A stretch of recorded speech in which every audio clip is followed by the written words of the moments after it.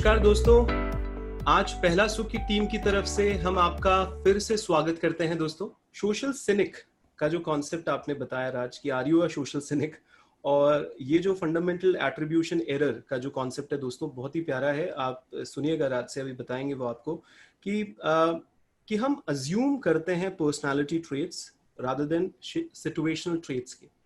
तो ये जो कॉन्सेप्ट है सिनिकल होना, तो हाउ टू फाइंड कि हम सिनिकल हैं or how to overcome that, if you can reflect on that. Okay, sure.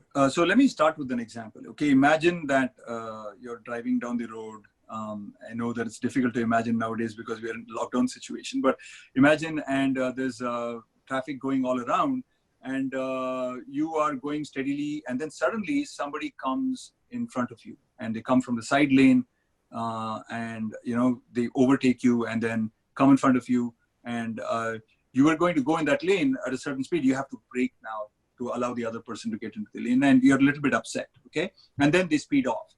Okay, in this situation, what is your instinct going to be? Is it going to be that, oh, this person is such a bad driver and they are taking my spot, okay, and you're really feeling angry at the driver? Or your instinct is going to be, oh, poor guy, maybe he's in a big rush because he's got a pregnant wife in the back who's about to deliver a child and they have to reach a hospital. Okay. If you think about it, chances are that you're more likely to arrive at the first conclusion that, okay, this guy's a mean driver and he's taken my spot and I've been treated unfairly, and, everyone's driving so badly nowadays, and traffic has become worse. I'm the only good driver left in this country. You're likely to conclude those kind of things. Okay, so that's what we mean by this idea that people are social cynics. That is, when there are alternative hypotheses or alternative interpretations for other people's behaviors, okay, and it's in particular negative behaviors. If somebody is behaving negatively, you can come up with a conclusion that they are a bad person, or you can say that the situation made them or forced them to behave in a bad way. Okay, you can come up with either explanation, and what we're discovering is that most of the people, most of the time, come up with what we call a dispositional explanation. That is, that we blame the person rather than the situation for the way that they behaved. Okay, so this is related to this idea of fundamental attribution error. Okay, so the idea is that when we see a person behave in a certain fashion, be it good or bad, we attribute that behavior to that person's personality rather than to the situation. Okay, and what we are saying is that this tendency is especially true for negative behaviors. So if somebody behaves positively, somebody, let's say they come in and they praise your house, okay, you might say, oh, maybe they want something from me. Okay, so your explanation for why they behave positively is a little negative. But if they come in and they say that, this is such a terrible house, I don't really like it. Of course, people don't say that to your face, but let's say that they come and then they kind of like look, wrinkle their nose a little bit, looking at something, and you recognize they don't like it. You might conclude that they're just a very bad person. They're a jealous person or something like this. Okay, rather than you thinking that, oh, maybe it's not their taste, or maybe it is not so good looking in your house. So the idea is that we tend to jump to negative conclusions about other people, and that's what we mean by this idea of being a social cynic. Okay, so sorry, Adi, did you want me to kind of continue on to talk a little bit about how to be less of a cynic? Yes, how to overcome that, and how to overcome that. Recognize तो आपने बता ही दिया राज. Yeah. So the idea is that, again, I mean, with jealousy, we talked about it earlier. When you're negative, when you come to negative conclusions about other people, be it that you're jealous of them or you think that they are negative people, it does not benefit you. Okay, we are highly social as a species. It is what really makes us successful. At the end of the day, we don't have powerful, sharp claws. We don't have really sharp teeth. We're not like lions and tigers. So we have to band together in order to succeed, in order to overcome the challenges. And that's what we've done so successfully over time. And it is true not just at societal level, at individual levels too. We have to get other people's support in order to succeed. And so when you're negative about other people, maybe you think you're very clever, and maybe you think that they don't know that I'm negative about them. I can hide it really well. Okay, I can play great politics and people will never know.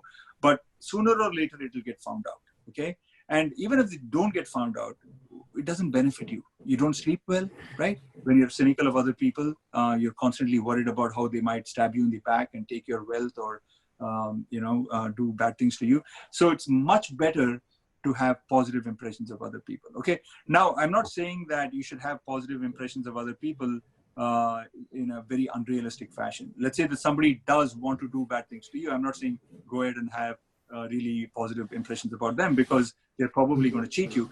But what has been discovered in the research is that we are more cynical of other people than we ought to be. Okay, so let me give you a very quick example and demonstration of this. In Toronto, about a couple of decades back, they ran an experiment called the wallet drop experiment, where they filled 20 wallets with about $200 each, and they dropped them in various parts of Toronto, the city of Toronto in Canada. Somewhere, one was dropped in a park, another next to the library, third one next to a church, fourth in a bus stand, and so on and so forth. And each of these wallets had a ID.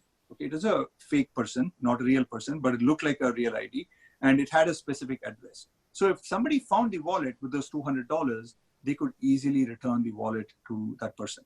Okay, they just have to go to the police station and give it, or mail it in. Okay, and the researchers were interested in seeing how many of those 20 wallets would get returned to the address. Okay, with all the money in it. So while they were waiting for the next month or so for the wallets to get returned, they went and asked the citizens of Toronto. They did a survey and they explained to them, imagine a situation where 20 wallets with $200 get dropped. How many of those 20 wallets do you think will get returned?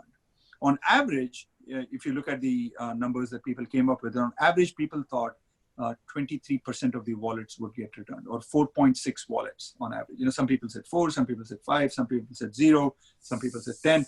But if you aggregate all of that and average it, people thought 4.6 wallets would get returned. Okay, that is the level to which the citizens of Toronto trust their own fellow citizens. Okay, what is really interesting is the actual number of wallets that got returned.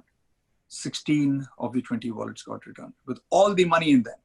80% of the wallets got returned, but people's trust levels are 23%. So 60% difference between people's actual trustworthiness and people's perceptions of other people's trustworthiness.